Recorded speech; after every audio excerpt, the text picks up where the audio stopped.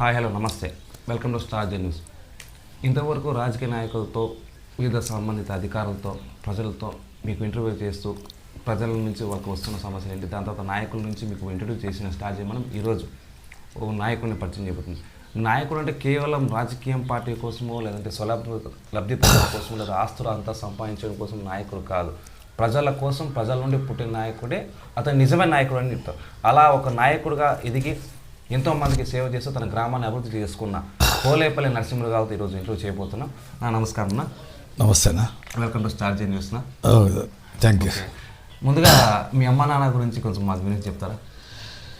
మా అమ్మ నాన్న అంటే మాది ఒరిజినల్గా చిత్తూరు జిల్లా.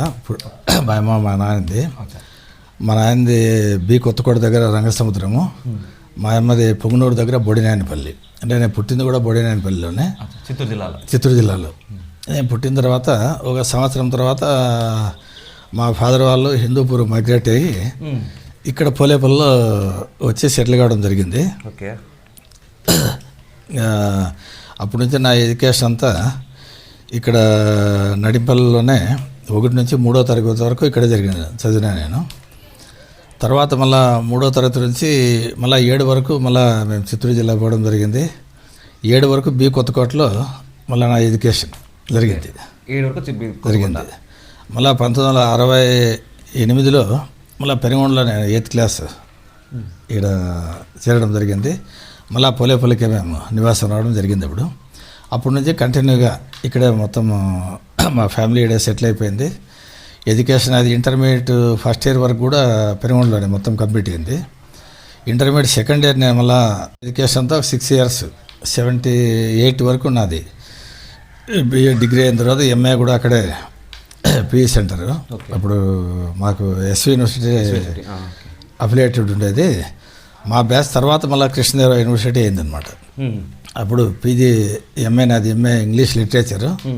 అప్పుడు బిఏ క్లాస్ ఫస్ట్, నాది MA class first. Class first. కాకపోతే మా ఫాదర్ మదర్ అప్పుడు పొజిషను కండిషన్ ఎంతో వీక్ అయినా, ఏం ఆస్తులు లేకపోయినా కూడా నన్ను చదివించాలనే ఒక ఉద్దేశం మా నాయనకి ఎక్కువ ఉండేది అనమాట. చదువు తిరిగి చదివించాలనే దాంతో ఆ ఉద్దేశం గట్టిగా ఉండేది కాబట్టి అట్లే చదువు ముందుకెళ్ళిపోయింది. ఇప్పుడు హాస్టల్లో చేరడము అట్లా మొదటి నుంచి కూడా నేను క్లాస్ ఫస్ట్ సెకండే ఉండేవాడిని మొత్తం స్టార్టింగ్ నుంచి ఎడ్యుకేషన్లో. ఆ విధంగా ఎంఏ కంప్లీట్ అయిపోయింది. ఎంఏ కంప్లీట్ అయిన తర్వాత నాకు ఇప్పుడు 84లో మళ్ళీ మ్యారేజ్ అయింది గోరంట్లలో. మ్యారేజ్ అయిన తర్వాత మా వైఫ్ కూడా అప్పుడు హైదరాబాద్లో అగ్రికల్చర్ యూనివర్సిటీలో వర్క్ చేస్తుంది అనమాట, ఎంప్లాయీగా. నాకు అప్పుడు ఈ ఫ్రూట్ మార్కెట్ దీంట్లో అనుభవం కొంచెం ఎక్స్పీరియన్స్ ఉండేది ముందు. రైతులతో వాళ్ళతో కనెక్షన్ చదివేటప్పటి నుంచినే. ఆ రకంగా నా ఎడ్యుకేషన్ తర్వాత ఏమంటే నేను ఉద్యోగానికి పోకూడదని నిర్ణయం చేసి అప్పుడు బిజినెస్ పరంగా నేను హైదరాబాద్లో సెటిల్ కావడం జరిగింది అనమాట. అంటే రాజకీయాలకు అంతసారి మనకు ఉద్యోగం పరంగా కాకుండా బిజినెస్ పరంగా వెళ్ళిపోయినా. బిజినెస్ పరంగా వెళ్ళిపోతే అప్పుడు 83లో తెలుగుదేశం పార్టీ అప్పుడు ఆడ బిజినెస్ ఆడ ఫ్రూట్ మార్కెట్ దీంట్లో పార్ట్నర్షిప్లో ఆడ చేసుకుంటూ ఆడ ఫ్యామిలీ కూడా ఆడే సెటిల్ కావడం జరిగింది. 84 నుంచి మా 84లో మా ఫ్యామిలీ ఇక్కడ నుంచి షిఫ్ట్ అయిపోయింది ఆడ హైదరాబాద్కు. షిఫ్ట్ అయిపోతే అప్పటి నుంచి కూడా అక్కడే బిజినెస్ పరంగా ఉంటూ అప్పుడు తెలుగుదేశం పుట్టినప్పుడు ఏమంటే తెలుగుదేశం ఫస్ట్ మండలంలో ఫస్ట్ స్టార్టింగ్ మెంబర్ ఎక్కువ మండలంలో నేనే అప్పుడు. రెండో వ్యక్తి తర్వాత వాళ్ళంతా తర్వాత నానప్ప వాళ్ళంతా వచ్చారు. ఇంకా తర్వాత అప్పుడు ఈ విలేజ్లో కూడా అప్పుడంతా కొంచెం పరిస్థితి స్టార్టింగ్ ఎలక్షన్స్లో చాలా ఇబ్బంది ఉండేది. అప్పుడు బాగా కష్టపడి అంతా చేసాము. అప్పుడు ఆ విధంగా ఇంకా సోమందేపల్లి మండల్ పార్టీ సెక్రటరీగా నేను, నానప్ప మండల్ ప్రెసిడెంట్గా. ఆ విధంగా దాదాపు 12 ఏళ్ళు మేమే ఉన్నాము కంటిన్యూగా 84 నుంచి. ఇంకా పార్టీ పరంగా అప్పుడు ఎక్కువ రాజకీయాల్లో ఎక్కువ తిరిగేవాళ్ళం అంతా. మొత్తం అదే పని మీద ఇంకా దీని మీద ఎక్కువ టైం స్పేర్ చేసేవాళ్ళం. ఇంకా మండల్లో అప్పుడు మీటింగ్ పెట్టాలని కూడా నేను వస్తేనే మీటింగ్ ఇక్కడ పెట్టేవాడు, నాన్న రానే రావాలని. అట్లా ఉండేది మామూలుగా. అంటే ఆ రాజకీయాలు వేరు కాబట్టి అప్పుడంతా అప్పుడు చల్లాపల్లి అంజిరెడ్డి, నేను, నానప్ప ఏదైనా డెసిషన్ తీసుకొని చెప్తే మండలంలో దాన్ని అమలుపరిచేవాళ్ళు. దానికి ఏమి క్వశ్చన్ చేసేవాళ్ళు కూడా కాదు, ఆ రకంగా ఉండేది ఇప్పుడు పరిస్థితి. అయిపోయిన తర్వాత మళ్ళా 90 అంటే 12 ఏళ్ళ తర్వాత 96 తర్వాత అప్పుడు రవి ఉన్నంతవరకు కూడా నేను టీడీపీలో ఉన్నాము. ఇంకా రవి పోయిన తర్వాత ఇంకా పైన ఇంకా రామారావు లేడు, రవి లేడని నాయకత్వం సరిగా పైన లేదు. ఇంకా చంద్రబాబు రాజకీయాలు నాకు మొదటి నుంచి నచ్చేది కాదు. దాని నుంచి కొంచెం తెలుగుదేశం ఇంకా కొంచెం దూరం అవుతూ వదిలేని కింద ఆ ఇంట్రెస్ట్ తగ్గుతూనే నాకు రాజశేఖర రెడ్డి గారు 83 నుంచి నాకు ఎక్కువ పరిచయస్తులు. మీరు రాజశేఖర మంచి మిత్రులను విన్నాము, ఎక్కువ సన్నిహితులు నాకు. ముందు ఎంపీగా ఉన్నప్పుడు మొదటి నుంచి కూడా రోడ్డు ముట్టూరు ఎప్పుడు పోయేవాళ్ళము, కలిసేవాళ్ళము. మొదటి నుంచి తెలుగుదేశం ఉన్నప్పటికీ నాకు ఎక్కువ రాజశేఖర గారు మిత్రులు. 84లో మా ఫ్రూట్ కంపెనీ కూడా నేను తెలుగుదేశంలో ఉన్నా కూడా రాజశేఖర గారితో నేను ఓపెన్ చేయించాము అప్పుడే హైదరాబాద్లో. 84 మే 10th. మే 10th మా ఫ్రూట్ కంపెనీ మీరే రావాలన్నా, పార్టీ నేను పక్కా తెలుగుదేశమే అయినా నువ్వు వచ్చి ఓపెన్ చేయాలా, మాకు రాయలసీమ మెయిన్ నాయకుడు నువ్వే కాబట్టి నువ్వు రావాలని చెప్పి అప్పుడు ఇన్వైట్ చేస్తే వచ్చినాడు. అప్పుడు బాగా గ్రాండ్గా ఇది చేసాము. ఇవంటే రెగ్యులర్గా కలిసే ఉన్నాను మామూలుగా ఎప్పుడు రాజశేఖర్ గారు రెగ్యులర్గా 2-3 మంత్స్కి పని ఉన్నా లేకపోయినా ఎప్పుడు పోయేవాడిని. అప్పుడు ఆ రకంగా అట్లా నడిచింది. మా బిజినెస్ పరంగా నేను అక్కడే సెటిల్ అయిపోయినా. ఉన్నా కూడా అప్పుడు ఈడ పల్లెల్లో మొదటి నుంచి కూడా అట్లే నేను హైదరాబాద్లో ఉన్నా కూడా ఈడ కంటిన్యూ చేస్తూ సర్పంచ్ ఎవరన్నా కూడా పెడుతూ ఒక 5-6 మంది సర్పంచ్లు ఇక్కడ నేనే పెట్టడం జరిగింది. అప్పుడు తెలుగుదేశం పార్టీ నుంచి తెలుగుదేశం రాకముందు కూడా సర్పంచ్ అతను అప్పుడు నేనే పెట్టాను. అంటే అప్పుడు కాంగ్రెస్ పార్టీ అభ్యర్థులుగా పెట్టారా? అప్పుడు నేను అసలు ఏ పార్టీలో లేనప్పుడు అప్పుడు ఇండిపెండెంట్గా అప్పుడు దర్గా మేనేజర్ అతను గెలిపించడం జరిగింది. అప్పుడు నేనే ఉండి గట్టిగా ఆ కాలంలోనే. ఇంకా తర్వాత అట్లే నడిచింది. ఇంకా తర్వాత ఇంకా రాబోయే కాలంలో బిజినెస్ అంతా పరంగా వస్తూ పోతూ ఇంకా తర్వాత ఏమంటే రవి ఇల్లు పోయిన తర్వాత నేను అప్పుడు రాజశేఖర్ని చూసి ఇంక కాంగ్రెస్లో రావడం జరిగింది. 2000లో రవి గారు చనిపోయారు. దాని తర్వాత మీరు తెలుగుదేశం పార్టీ అంటే తెలుగుదేశం పార్టీ వినడానికి ముఖ్య కారణం ఏమి? ముఖ్య కారణం అంటే ఇప్పుడు నాకేమంటే ఈడ జిల్లా నాయకత్వము, ఈడ కాన్స్టిట్యూన్సీ నాయకత్వం రవి బలమైన నాయకుడు లేడు. ఇంకా అక్కడ రామారావు లేడు. ఇంకా చంద్రబాబు రాజకీయము మాకు సెట్ కాదు. అతనిది మనకు మొదటి నుంచి నచ్చదు. ఎందుకు అతని మీద ఒక బ్యాడ్ ఇంప్రెషన్ నాకు మొదటి నుంచి. ఎందుకు లీడర్షిప్ లేనప్పుడు ఎందుకు రాజశేఖర రెడ్డికి మంచి నాయకుడు కాబట్టి అతను సీఎం అయిన తర్వాత మాకుండే సంబంధాలు మొదటి నుంచి సన్నిహిత సంబంధాలు ఉన్నాయి కాబట్టి మిత్రులు ఇంకెందుకు మంచిది కదా. అందులోనూ ఇంకా రామారావు పోయిన తర్వాత ఇంకా నాయకుడు అంటే నాయకుడు రాజశేఖర రెడ్డి ఇంకా ప్రజానాయకుడు కాబట్టి ఇంకా మనకు ఇప్పుడు సరిపోతుంది అని చెప్పి ఇప్పుడు పార్టీని బట్టి కాకుండా కాంగ్రెస్ పార్టీ కూడా వ్యక్తిత్వాన్ని బట్టి రాజశేఖర్ని బట్టి పార్టీలోకి పోయినాం. అప్పుడు నాకు మార్కెట్ కమిటీ డైరెక్టర్ కూడా అపాయింట్ చేశాడు రాజశేఖర రెడ్డి హైదరాబాద్లో. అప్పుడు ఉమ్మడి రాష్ట్రపతి దాంట్లో నేను ఇంకా ఏదో స్థానికంగా మొత్తం తెలంగాణ వాళ్ళు 360 మంది ఉన్నారు మార్కెట్లో. రాయలసీమ నుంచి ప్రాతినిధ్యము అంటే స్టేట్ మార్కెట్ అది ఒకటే, అవును, చీనికాయల మార్కెట్. ఇప్పుడు ఆంధ్ర రాయలసీమ నుంచి నేను ఒకటే రిప్రజెంటేటివ్. రాయలసీమ ఆంధ్ర రెండు దీనిలో కూడా 2 ప్రాంతాల నుంచి నేను కొంత లైసెన్స్. అందుకు నాకేదో కొంచెం అట్లా గుర్తింపు ఉంటే మంచిది అని ఆలోచన చేస్తున్నాను. అంటే అప్పుడే అపాయింట్ చేశాడు పాపం. అంటే ఎందుకు చెప్పలేదు నాకు, ఎందుకు పాపం సీరియస్ అయ్యాడు అప్పుడు. లేకపోతే అంటే చైర్మన్ అడిగినా ఇచ్చేవాడే, అయినా మనకేం పదవులు అవసరం లేదు, గుర్తింపు కోసం అని చెప్తే వెంటనే పాపం అపాయింట్ చేశాడు. ఇంకా రకంగా నడిచింది. ఇంక ఏదో ఈ గ్రామాలు దీన్ని దృష్టిలో పెట్టుకుని కొంచెం అభివృద్ధి ఏదైనా అధికారం ఉన్నప్పుడు ఏదో రకంగా మనం 10 మందికి సహాయం చేసే వీలుంటుంది. దాంతోనే మనకు దృష్టి. ఎప్పుడు 90% ఈ పదవి రాజకీయాలకు దూరం. నేను నాకు పదవులు అవి దాంట్లో లేదు. మొదటి నుంచి అట్లే పోతూ ఉంది.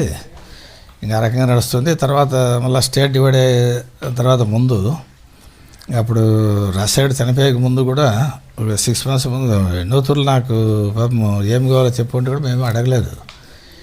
చెప్పు ఏం కావాలంటే ఏ పదవి అడిగినా ఇచ్చేవాడు అతను. కానీ చనిపోయే ముందులా 3 మంత్స్కి చనిపోతాడు కనుక ఏదో మరి సెకండ్ టైం సీఎం అయినావు కదన్నా, ఎట్లా ఇంకా స్టేట్ చైర్మన్ అనిపించుకుందాం, మంచిది నీదే, నువ్వే సెలెక్ట్ చేసి ఒకటి అడిగినా ఫస్ట్ టైం అడిగారు. అంతే కదా అంటే ఏముంది 2-3 మంత్స్లో ఉందా స్టేట్ అంతా ఫిలప్ చేస్తాం కదా, చేస్తాంలే అదేముంది అంటే చాలా ఇది పాపం అభిమానము. ఆయన చనిపోయే ముందు 3 నెలల ముందు అట్లా అట్లా నాయకుడు ఇప్పుడు ఆయన రాడు, సైడ్లో నాయకుడు రాబోడు కూడా చాలా ఇది అంటే అతను చిన్నోడు కానీ పెద్దోడు కానీ అతను అభిమానం ఉంటే గౌరవంగా మాట్లాడే చాలా గౌరవం, చాలా ఇది ఏదన్నా సహాయం చేయాలనే గుణం ఎక్కువ అతనికి.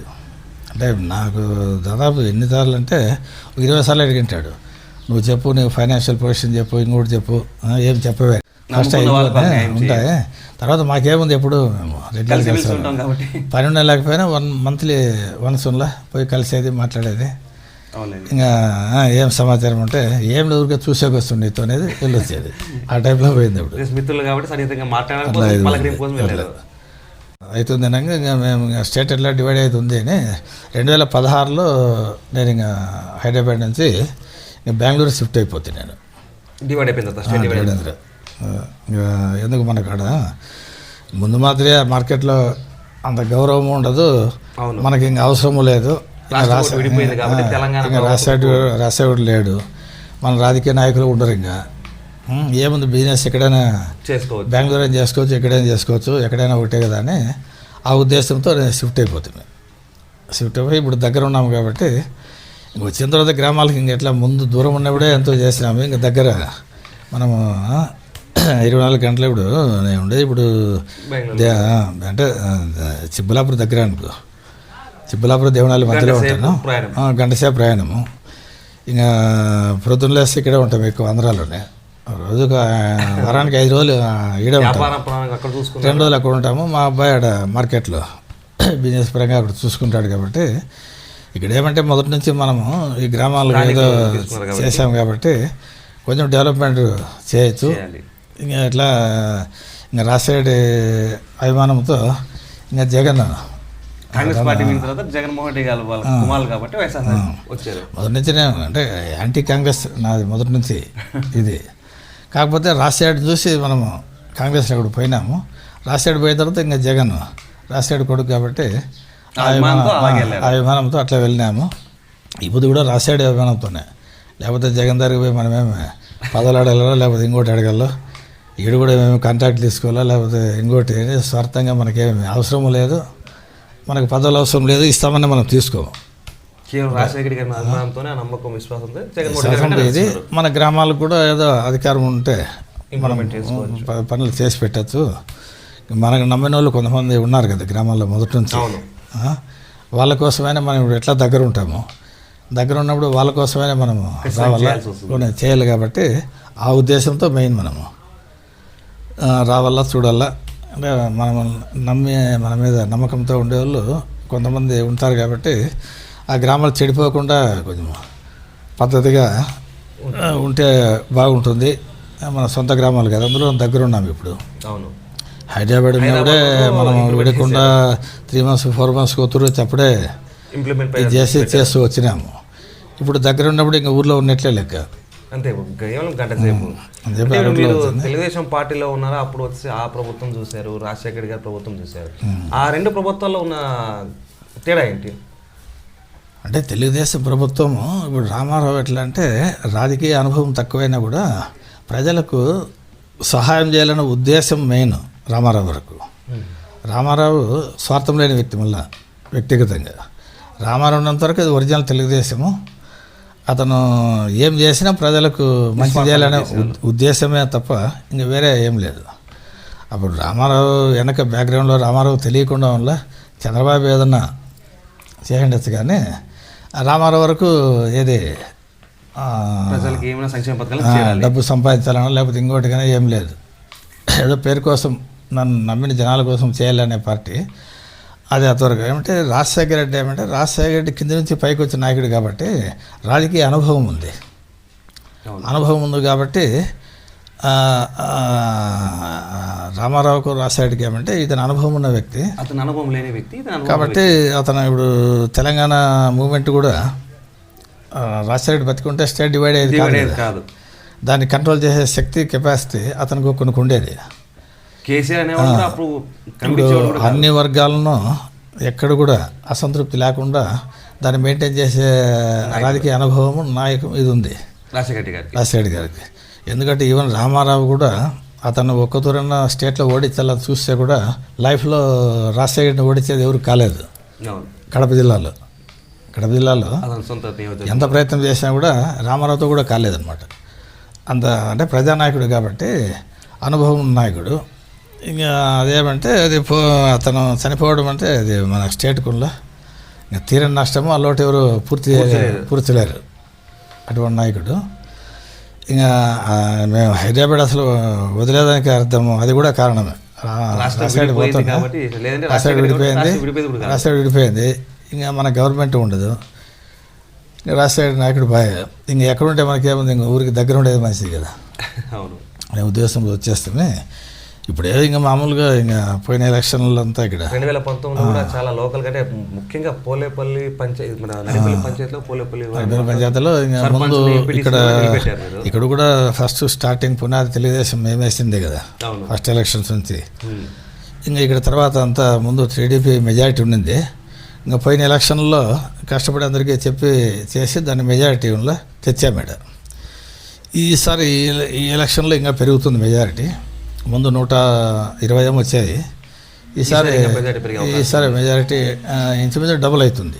ఓకేనా. అయితే మీరు రాజకీయ పరంగా బిజినెస్ పరంగా వర్క్ చేసుకుంటూ భవిష్యత్తు చాలా మందికి ఇస్తుపోతున్నారు.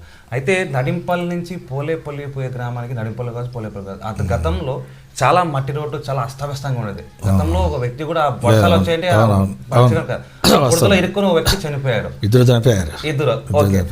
ఇక్కడ మీరు ఇంప్రూవ్మెంట్ చాలా చేశారు. ఆ ఇంప్రూవ్మెంట్ ఎందుకు అనిపిస్తుంది అంటే అప్పుడు పోలేపల్లి మా సొంత ఊరు కాబట్టి అక్కడ రోడ్డు చుట్టుకొని పోవాలంటే 3-4 కిలోమీటర్లు అయ్యేది. ఈ రోడ్లో ఎవరు వచ్చేవాళ్ళు కాదు దగ్గర అని చెప్పి చేనులు గట్ల మీదనే నడుచుకొని వచ్చేవాళ్ళు. నైట్ టైం ఈ మందు తాగి పాపం వాళ్ళు వచ్చిన వాళ్ళంతా పడిపోయారు, ఇద్దరు చనిపోయారు. అప్పుడు ఇంకా ఏదో రకంగా షార్ట్ కట్లో రోడ్ చేయాలని అప్పుడు ఈ దర్గా వాళ్ళ ల్యాండ్ ఆడ ఉండింది అనమాట. వాళ్ళకి సరిపోయిన పట్టా ల్యాండ్. ఇంక నేను వాళ్ళకి నచ్చజెప్పి 1 ఎకరా కానీ అర్ధ ఎకరా కానీ మీది పోయినా పర్వాలేదు గ్రామం కోసం ఇవ్వండి అని చెప్పి నచ్చజెప్తే వాళ్ళు ఒప్పుకున్నారు. ఒప్పుకుంటే అప్పుడు ఎంపీ ఫండ్స్ పెట్టించేసి అప్పటికప్పుడే ఆ చెరువు కింద ఆ రోడ్డు అది మట్టి రోడ్డు నడిపల్లి వరకు తీసాము. ఇంకా రాజశేఖర్ గారు సీఎంగా ఉన్నప్పుడు ఈ తార్ రోడ్డు కావాలని చెప్పి ఉదయం నేను వెళ్ళాను రాజశేఖర్ గారి దగ్గరికి. వెళ్తే ఇంకా నేను పులివెందుల కొండారెడ్డి గారు ఉండేవాళ్ళు, అంటే రాజారెడ్డి మిత్రుడు ఇద్దరు పోతే కూర్చొని అంటే ఇంకా ఏం లేదన్నా ఇట్లా మా ఊరికి 4 కిలోమీటర్లు రోడ్డుగా కావాలి తార్ రోడ్డు అంటే అప్లికేషన్ ఇచ్చాను నేను.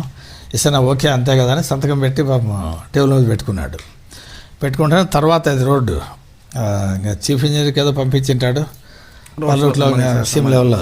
తర్వాత కొన్నాళ్ళకి ఏమంటే ఈ తార్ రోడ్డు శాంక్షన్ అయిపోయాయి మొత్తం పోలేపల్లి వరకు. ఎంట్రన్స్ నుంచి అది కూడా శాంక్షన్ అయిపోయాయి. అక్కడ మేము మట్టి రోడ్డు వేయించడమే, ఆ మట్టి రోడ్డు కూడా తార్ రోడ్డు ఇట్లా ఊర్లోకి కవర్ అయిపోయా. అదొకటి అయింది. ఇంకా మామూలుగా ఇంకా అక్కడ ఏదో కల్వర్ట్స్ కానీ ఇంకోటి కానీ అవన్నీ తర్వాత చేపించినాము. ఈసారి కూడా ఒకటి ఆడ కాలువ ఒకటి అవసరం ఉంటే ఊర్లో అందరికీ అది కట్టించినాము. ఇంకా ఇక్కడ కూడా సిమెంట్ రోడ్లు ఈ సంవత్సరమే సీసీ రోడ్లన్నీ వేయించాము 20 lakhs. ఇంకా బిల్స్ కూడా కాలేదు, ఎప్పుడన్నా కానీ వేయించాము. అంటే గవర్నమెంట్ నమ్ముకోకుండా సొంత నిధులతో కూడా మీరు చాలా పనులు చేయాలి. ఎస్ఎంఎల్ ఎప్పుడో పడతాలి, ఇంకెప్పుడో చూస్తాము. అట్లా ఏమంటే కొన్ని గ్రామాలకు ముందు మా పీరియడ్లోనే 20 ఏళ్ళప్పుడే గ్రామ పంచాయతీ ఆఫీస్ కట్టాము. ఈ స్కూల్ బిల్డింగ్ కూడా అప్పుడు అంతా గుంతలు ఉండేది మొత్తం అంతా. ఆ గుంతలన్నీ పూర్తి చేపించేసి ఆ స్థలం అంతా అక్వైర్ చేసి అప్పుడు అది పెట్టాం కాబట్టి ఇప్పుడు ఆ స్కూల్ అంతా స్పేస్ అంతా బాగుంది, బాగా ఇదైంది అనమాట. ఒక రూపురేఖలు తీసుకొచ్చాము. అప్పుడు అది ఇక్కడ కూడా అప్పుడు స్థలం పెద్ద గుంత ఉండేది, ఆ స్థలం అంతా పూర్తి చేసి అప్పుడు పంచాయతీ ఆఫీస్ కట్టాము. ఇప్పుడు మిగతా 2 ఆఫీసులు దాంట్లో కట్టుకునే స్థలం అంతా అది ఏర్పడింది. లేదంటే అది ఆక్యుపై చేసుకుని అక్కడ ఊర్లో స్థలం ఉండేదే కాదు. అవును, అదే ఉండేది. తర్వాత పంచాయతీ ఆఫీస్ డ్యామేజ్ అయిపోయింది. ఈ వచ్చే పీరియడ్లో ఇంకా పంచాయతీ ఆఫీస్ మళ్ళీ అది కట్టించాలని ప్లాన్లో ఉన్నాము. ఏదైనా కూడా గ్రామాభివృద్ధిని దృష్టిలో పెట్టుకుని ఇంకా మేము ఇక్కడ రాజకీయం కానీ ఇంక వేరే రకంగా ఈ కాంట్రాక్ట్లు కూడా మేము ఏది చేసినా కూడా ఇక్కడ ఏం చేస్తామంటే క్వాలిటీ ఫస్ట్ మెయింటైన్ చేయమని చెప్తాను నేను. అది ₹1 మిగిలిపోయినా పర్వాలే, మనం పెట్టిన సొమ్ము వస్తే చాలు. అవును, ఇంజనీర్లు కూడా నేను అదే చెప్పేది, మీరు ఏ పోర్షన్లో వేస్తారో ప్రపోర్షన్లో కరెక్ట్ చేయండి, కరెక్ట్ చేయండి. దీనిలో మాకు మిగిలిచ్చేది అవసరం తగ్గకూడదు, లైఫ్ ఉంటుంది. ఎందుకంటే ఎవరికైనా వేరే వాళ్ళు కాంట్రాక్ట్ ఏంటి, నేను మీరే ఉన్నట్టు మేమే చేపించేస్తాము, ఇంకా క్వాలిటీ ఇదే అవుతుంది. లేకపోతే ఊరికే అది చేసి కూడా ఊరికే మళ్ళీ మనకి చెడ్డపోయారు కదా, దానిలో సంపాదిస్తే ఏముంది. క్వాలిటీలో రాజీ పడే సమస్య లేదు, రాజీ పడే సమస్య మొదటి నుంచి. అందుకే మేము స్కూల్ బిల్డింగ్ అప్పుడు మా కాలంలో కట్టించింది, ఇప్పుడు కూడా స్టాండర్డ్ ఉంది చూడు. అలా క్వాలిటీలో రాజీ పడము, దానిలో సంపాదన మనకు కాదు, మనం పెట్టిన సొమ్ము వస్తే మనకి చాలు, అంతే కదా. అంతే ఆ రకంగా ఉంది కానీ ఇంక భవిష్యత్తులో కూడా మేమంటే గ్రామాల కోసం మనం ఎంతవరకు సహాయం చేయాలో చేస్తాము.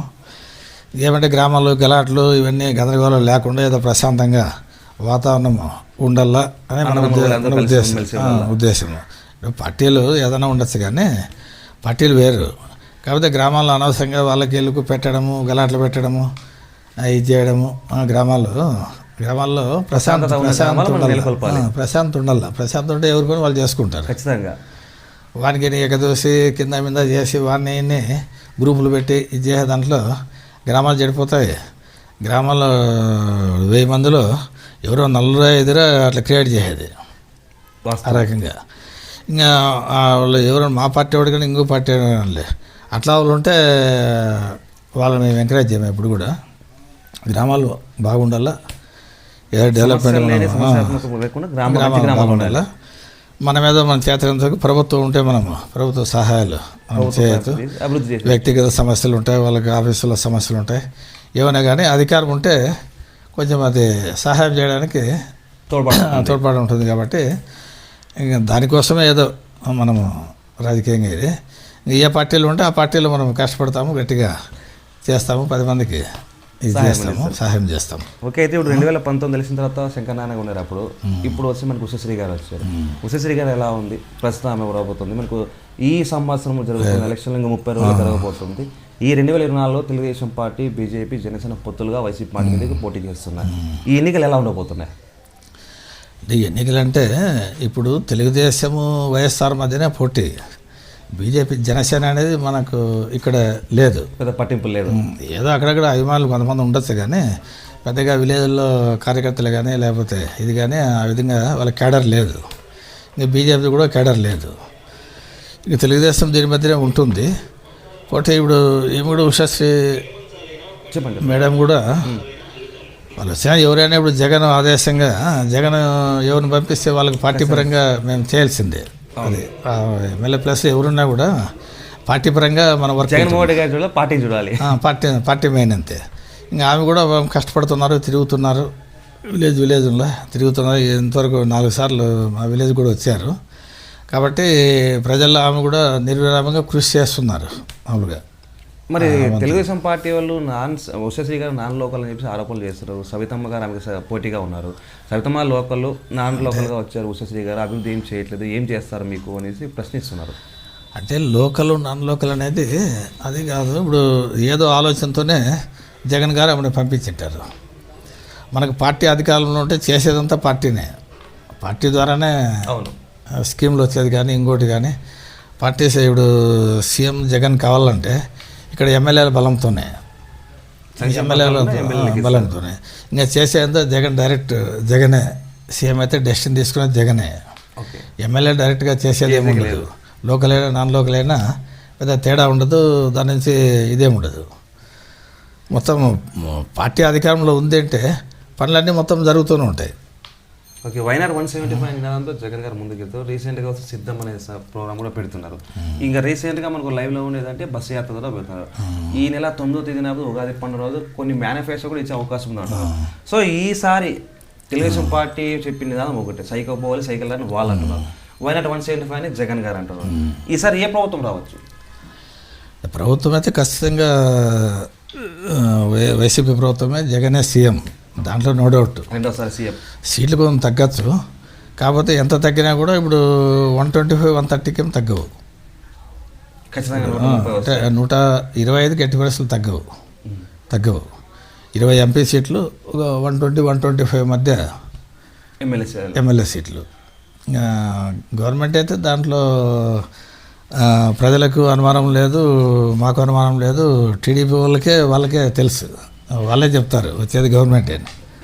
మరి తెలుగుదేశం పార్టీ ఈసారి వచ్చి జగన్ ఓడిపోతాడు, సైకిల్ ప్రభుత్వం వస్తుంది, చంద్రబాబు నాయుడు గారు అంటారు. అంటే వాళ్ళు కూడా అట్లా అంటేనే కదా ఇప్పుడు వాళ్ళ కార్యకర్తలు కూడా ధైర్యం ఉండేది, వాళ్ళు పనిచేసేది. ఇప్పుడు ఓడిపోతాడన్నా నేను ఓడిపోతుంది మన పార్టీ అని చెప్పేకి లేదు కదా. ఎందుకంటే పల్లెల్లో వైసీపీకి పల్లెల్లో పట్టు ఏర్పడింది. అవును, మెజారిటీ ఓట్లు ఉండేదంతా పల్లెల్లోనే.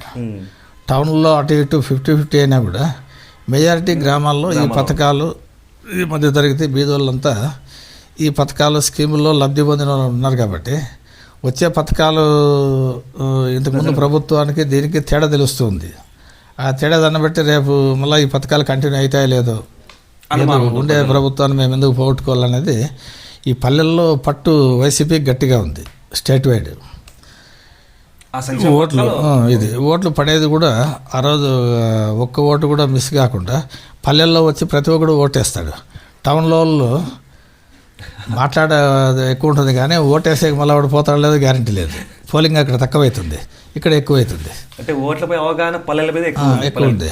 ఇప్పుడు మెజారిటీ వైసీపీకి అభిమానం ఉండేదంతా పల్లెల్లో ఉంది. అక్కడ ఓటింగ్ పెరుగుతుంది, పెరిగితే మెజారిటీ ఖచ్చితంగా వైసీపీకే ఉంటుంది. సో ఖచ్చితంగా ఈసారి కూడా జగన్మోహన్ రెడ్డి గారు రెండోసారి సీఎం జగన్ కూడా అవుతారు సీఎం ఈసారి, no doubt. Okay. So okay, చివరిగా ఒకే ఒక ప్రశ్న అయితే, రాజకీయం చూసుకుంటూ బిజినెస్ చూసుకుంటూ మీరు మీ పంచాయతీలో ఇంప్రూవ్మెంట్పై దృష్టి పెట్టారు. భవిష్యత్ కార్యాచరణ ఏం చేయబోతున్నారు? భవిష్యత్తు అంటే ఏం లేదు. భవిష్యత్తు అంటే మా గ్రామాల వరకే నేను పరిధి. మీ పంచాయతీ వరకే ఏం లేదు. ఈసారి ప్రభుత్వం వచ్చిందంటే ఇప్పుడు గ్రామంలో మాకు ఈ వాటర్ ట్యాంక్ ఒకటి కావాలన్నమాట. ఈ హౌస్ పట్టాలు కూడా అవసరం ఉంది. అది వక్ఫ్ బోర్డు ప్రాపర్టీ కాబట్టి గవర్నమెంట్ నుంచి పర్మిషన్ తీసుకొని దానికి చేయాల్సి ఉంది. అది కొంచెం గవర్నమెంట్ వచ్చిందంటే గవర్నమెంట్ లెవెల్లో దాన్ని ప్రపోజల్ పెట్టేసి ఈ సంవత్సరము అది ఊరికి అనుకునే ఉంది కాబట్టి వాళ్ళ దర్గా వాళ్ళు కూడా అనుకూలంగా ఉన్నారు. కాబట్టి వక్ఫ్ బోర్డు పర్మిషన్ తీసుకోవాలా. వక్ఫ్ బోర్డు మంత్రితోనూ అక్కడ వక్ఫ్ బోర్డు చైర్మన్తో మాట్లాడి ఇక్కడ ఎమ్మెల్యే వాళ్ళు గెలిచిన తర్వాత వాళ్ళ సహకారంతో అదొకటి కంప్లీట్ చేయాలని. ఓవర్ ట్యాంకు ఇంకా ఈ సీసీ రోడ్లు కూడా గ్రామంలో ఇంకా కొన్ని పెండింగ్ ఉన్నాయి. డ్రైనేజీలు 2 ఉన్నాయి.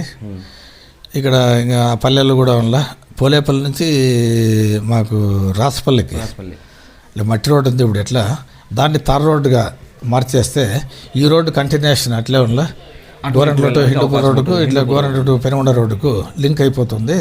అందరికీ అనుకూలంగా ఉంటుంది అనేది ఒకటి ఉంది మెయిన్. ఈ రకంగా మెయిన్ డెవలప్మెంట్ మీదే దృష్టిగా దాని ఎదురు గవర్నమెంట్ వస్తుంది కాబట్టి ఇవి ఆ పీరియడ్లో ఖచ్చితంగా చేసుకుంటామనే ధైర్యం ఉంది. గవర్నమెంట్ వస్తుంది, ఇంకా వెంటబడి మేము దాన్ని చేయిస్తాము. ఓకే. అయితే మా స్టార్ జే మనం న్యూస్ వీక్షకులకు మిచ్చే సందేశం ఏంటి? మా ద్వారా సమాజానికి ఇచ్చే ఒక మెసేజ్ ఏంటి? మెసేజ్ ఇప్పుడు మీడియా అనేది సమాజంలో ఇప్పుడు చాలా అవసరము. ఇప్పుడు మీడియా లేకపోతే వాస్తవాలన్నీ ప్రజలకు తెలియవు కదా. ఏదన్నా కానీ ఇప్పుడు ఏ మీడియానే కానీ ఏది కానీ ఒక రకంగా చెప్పాలంటే నేను రైతన్న అని మ్యాగజైన్ నేను 20 years నడిపాను. మంత్లీ మ్యాగజైన్ రైతన్న మ్యాగజైన్. ఇప్పుడు నేను ఎడిటర్ పబ్లిషర్ దాంట్లో. నాదే ఓన్ పత్రిక. ఇప్పుడు నాది లాస్ట్ కోవిడ్లో మళ్ళీ స్టార్ట్ చేసాము. మళ్ళీ కోవిడ్ వచ్చేస్తే స్టాప్ చేసాము. 2021 ఇది నెక్స్ట్ ఒక 6 monthsలో దాన్ని మళ్ళీ కంటిన్యూ చేయాలని ఉంది. ఎందుకంటే మీడియా అంటే మనకు ఇది ఏదన్నా సమాచారము ఇప్పుడు కొంతమంది చేసే ఇప్పుడు మీడియా లేకపోతే కొంతమంది చేసే అంటే మంచి కానీ చెడ్డ కానీ ఇప్పుడు చెడ్డోడు కూడా మీడియాకు భయపడుతున్నాడు. ఇప్పుడు మంచివాడిని వదిలే మంచివాడిని చెప్పకపోయినా పర్వాలేదు. కొంచెం మీడియాలో ఏమంటే ఎందుకైనా మంచి మీడియా వల్ల ఏదైనా తెలిస్తే ఏమన్నా బయటకు వస్తుందని ఈ రాజకీయ నాయకులు కూడా కింద నుంచి పై వరకు మీడియా అంటే కొంచెం భయం ఉంది. ఆఫీసర్లు కూడా ఏదైనా పేపర్లో వచ్చిందంటే దాని మీద యాక్షన్ తీసుకోండి అని, ఒక తహసీల్దార్ మీద ఏదైనా వచ్చిందంటే వెంటనే ఆర్డీఓ స్పందిస్తాడు. ఆర్డీఓకి వస్తే కలెక్టర్ స్పందిస్తాడు. కాబట్టి మీడియా అనేది ఇది ఇంకా మీరు కూడా బాగా యాక్టివ్గా తిరుగుతున్నారు కాబట్టి ఇది చాలా మంచిది.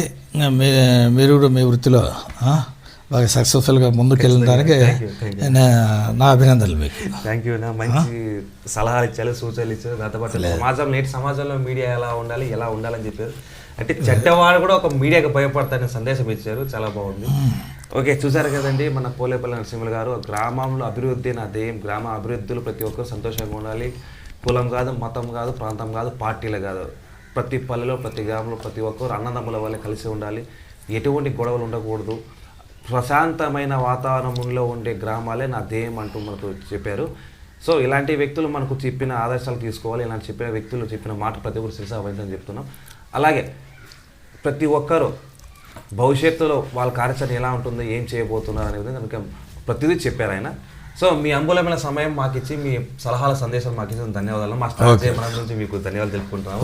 Okay, thank you. స్టార్ట్ చేయమనం స్టే ట్యూన్డ్.